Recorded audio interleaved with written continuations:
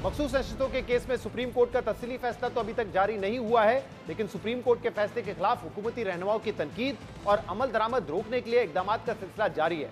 3 दिन पहले हुकूमत ने कौमी असेंबली और सेनेट से election act second amendment bill मंजूर करवा लिया है, जिसका इतलाक 2017 से किया गया है, यानी जब से इलेक्शन एक्ट नाफिजुल हुआ था।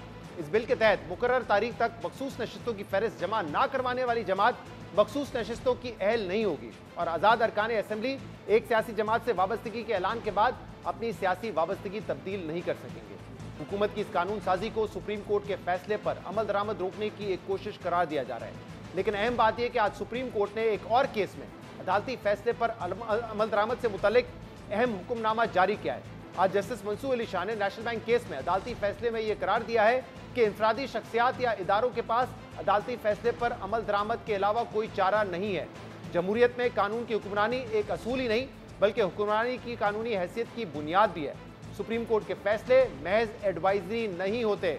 अदलिया के फैसले पर अमल दरामद कर्टिसी नहीं बल्कि आइन की मंशा है। जस्टिस मंसूर अदालती फैसलों पर अमल दरामद पर हुक्मनामे में सख्त ऑब्जर्वेशंस दी हैं और दूसरी जानिब आज पाकिस्तान पीपल्स पार्टी के चेयरमैन बिलावल भुट्टो जरदारी ने भी कौमी असेंबली में सुप्रीम कोर्ट के इंतखाबी निशान और मखसूस नशिस्तों के फैसले पर तनकीद की है और इस फैसले से पैदा होने वाले सियासी बहरान की वजह सुप्रीम कोर्ट के पाकिस्तान तहरीक इंसाफ से इंतखाबी निशान छीनने के फैसले को करार दिया है। बिलावल भुट्टो जरदारी ने अदलिया पर तनकीद करते हुए कहा कि एक इदारा मुसलसल मुदाखलत कर रहा है। मुल्क में जारी बहरान अदलिया का पैदा करता है और अदालत ने इंतखाबी निशान छीन कर एक मुर्दा जमात में जान डाल दी है और अब कहते हैं कि फैसले में ऐसा कहा ही नहीं था।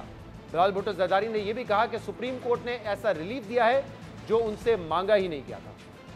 एक इदारा इस इदारा में बार बार मुदाखलत करता है। यहाँ पाकिस्तान की सियासत में एक स्टॉर्म इन अ टी कप को एक फुल ब्लोन कॉन्स्टिट्यूशनल क्राइसिस में तब्दील किया जा रहा है। This is a crisis of the judiciary, by the judiciary and for the judiciary.